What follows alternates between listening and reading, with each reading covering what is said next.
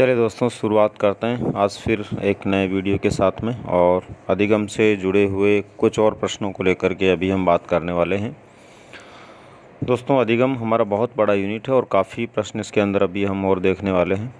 आज के प्रश्नों में पहला प्रश्न है, अधिगम का निष्पादन है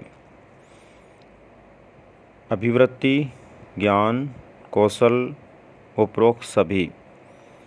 तो अभी अधिगम का निष्पादन का मतलब होता है दोस्तों, अधिगम जो है वो एक प्रकार से किस रूप में देखा जा सकता है। तो यहाँ जैसे जैसे व्यक्ति को अधिगम होता है, उसकी अभिवृत्ति यानी उसके दृष्टिकोण में बदलाव आ जाता है, उसके ज्ञान में अंतर आ जाता है, उसमें कुशलता बढ़ जाती है। इसलिए इसका राइट आंसर होगा डी, यानी कि अधिगम का निष्पादन अभिवृत्ति, ज्ञान, कौशल तीनों के रूप में हो सकता है। तो चौथा इसका राइट आंसर होगा। आज का हमारा दूसरा प्रश्न दोस्तों, अधिगम कर्ता व्यक्तिक भिन्नताएं प्रदर्शित करते हैं, अतः शिक्षक को, यानी कि कोई भी अधिगम कर्ता होता है, जो विद्यार्थी होता है, जो बालक होता है, वो व्यक्तिगत विभिन्नताएं जो है प्रदर्शित करता है। अलग अलग बालक की सीखने की क्षमताएं अलग अलग होती है। इसलिए शिक्षक को निम्न में से क्या करना चाहिए। फर्स्ट नंबर पर है, परीक्षाओं की संख्या बढ़ानी चाहिए, कठोर अनुशासन लागू करना चाहिए, विविध अधिगम अनुभव उपलब्ध कराने चाहिए, अधिगम की समान गति पर बल देना चाहिए। तो दोस्तों यहाँ पर जो है एक शिक्षक को चाहिए कि वह विविध अधिगम अनुभव उपलब्ध कराने चाहिए, यानी सी इसका राइट आंसर होगा। भिन्न भिन्न प्रकार के बालकों के लिए भिन्न भिन्न तरीके अपनाने पड़ेंगे। जितने भिन्न भिन्न तरीके वो अपनाएगा, भिन्न भिन्न प्रकार का अधिगम बालकों को होगा।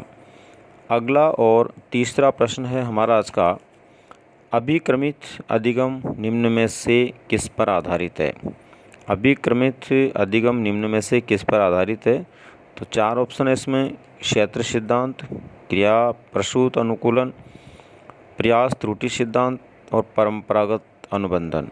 तो यहाँ पर राइट आंसर हो जाएगा दोस्तों, अभिक्रमित अनुदेशन जो है वो अथवा अभिक्रमित अधिगम जो है वो निर्भर होता है क्रिया प्रसूत अनुकूलन पर। क्रिया प्रसूत सिद्धांत जो B.F. स्किनर के द्वारा दिया गया है।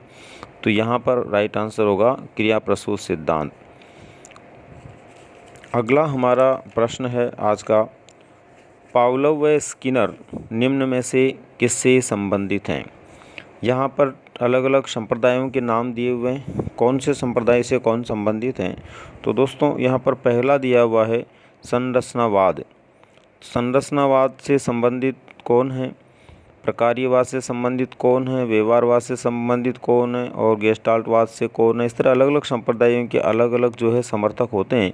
तो यहाँ पर व्यवहारवाद से जुड़े हुए पावलोव और स्किनर, यानी स्किनर और पावलोव का संबंध जो है वो व्यवहारवाद से है।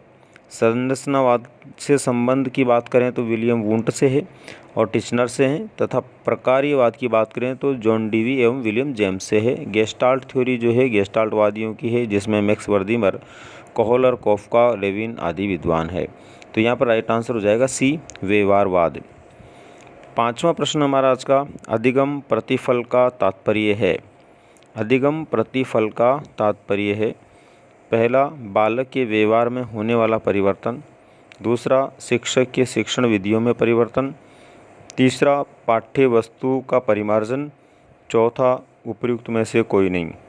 तो यहाँ राइट आंसर होगा दोस्तों बालक के व्यवहार में होने वाला परिमार्जन, यानी अधिगम के रूप में जो परिणाम प्राप्त होते हैं वो बालक के व्यवहार में परिवर्तन के रूप में प्राप्त होते हैं।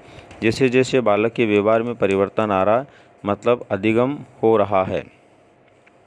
आज का हमारा अगला और छठा प्रश्न है, दी कंडीशंस ऑफ लर्निंग पुस्तक के लेखक कौन हैं। दी कंडीशंस ऑफ लर्निंग पुस्तक के लेखक जो हैं कौन हैं, तो वो हैं गेने, रॉबर्ट एम गेने जो थे। इन्होंने अधिगम के 8 प्रकार बताए थे और इनके द्वारा अधिगम के जो 8 प्रकार बताए गए वो इन्होंने अपनी पुस्तक दी कंडीशंस ऑफ लर्निंग नामक पुस्तक में लिखे हैं, जो इनकी अधिगम की सोपानिकी के रूप में भी जानी जाती है। सातवां प्रश्न है हमारा आज का, अधिगम के कौन से सिद्धांत में अध्यापक सुविधा प्रदाता की भूमिका निभाते हैं। यानी इनमें से कौन सा ऐसा सिद्धांत है जिसमें अध्यापक केवल और केवल सुविधा देने वाले के रूप में होता है? पहला है व्यवहारवादी सिद्धांत, दूसरा है निर्मितिवादी सिद्धांत, तीसरा है संज्ञानवादी सिद्धांत और चौथा मनोविश्लेषणवादी सिद्धांत। तो इसमें दोस्तों निर्मितिवादी सिद्धांत जो है ये एक ऐसा सिद्धांत है जिसमें स्किनर का बहुत बड़ा रोल है। और वैसे मूल रूप से इस सिद्धांत को वर्तमान समय में प्रतिपादित करने का श्रेय जे.एस. चोल को जाता है। भारती बावेजा इसकी समर्थक है और इन विद्वानों का मानना है कि कोई भी बालक अपना निर्माता स्वयं होता है। दूसरे के द्वारा किए गए प्रयास केवल और केवल उसको एक दिशा दे सकते हैं, पर वास्तविक रूप से खुद का निर्माण करने वाला बालक खुद होता है। इसी को निर्मितिवाद के नाम से जानते हैं। और इसमें भारती बावेजा ने लिखा है कि कक्ष में शिक्षक केवल मार्गदर्शक होता, स्वयंभू नहीं। इसीलिए यहाँ पर इसका राइट आंसर हो जाएगा कि शिक्षक केवल सुविधा प्रदाता है, उसकी भूमिका केवल मार्गदर्शक की है। और इस तरह का जो सोच है, दृष्टिकोण है, वो है निर्मितिवादी सिद्धांत का। 8वां हमारा आज का प्रश्न है, अधिगम एक प्रक्रिया है। अधिगम अपने आप में एक प्रक्रिया, कौन सी प्रक्रिया? देखिए, तथ्यों के संग्रह की, अनुभव द्वारा अर्थ निर्माण की, परीक्षा की तैयारी की और याद करने की। तो दोस्तों यहाँ पर हो जाएगा अनुभव द्वारा अर्थ निर्माण की। जैसे जैसे व्यक्ति को किसी प्रकार का कोई अनुभव होता है वैसे वैसे वो विशिष्ट प्रकार के अर्थ का निर्माण कर लेता है। यानी कि यूँ कह सकते हैं अपन मीनिंग मेकिंग थ्रो एक्सपीरियंस। यानी किसी भी प्रकार का जो अभिप्राय है वो प्राप्त होता है किससे? किसी विशेष प्रकार के एक्सपीरियंस से, अनुभव से। इसके बाद में आज का हमारा 9वां प्रश्न है, आसु बेल के अनुसार किस प्रकार के सीखने में समस्या का समाधान निहित है? आसु बेल ने जो है सीखने के 4 प्रकार बताए हैं। उन 4 प्रकारों में से कौन से प्रकार का सीखना ऐसा है जिसमें समस्या का समाधान प्राप्त हो जाता है? इनके द्वारा बताए गए सीखने के प्रकारों में रटकर सीखना, अर्थपूर्ण सीखना, खोजपूर्ण सीखना और निरंतर सीखना होता है। तो दोस्तों यहाँ समस्या समाधान को लेकर यदि हम बात करें तो ऑटोमेटिक अपने को इसमें से दिख रहा है सी जो है खोजपूर्ण सीखना, यानी डिस्कवरी लर्निंग।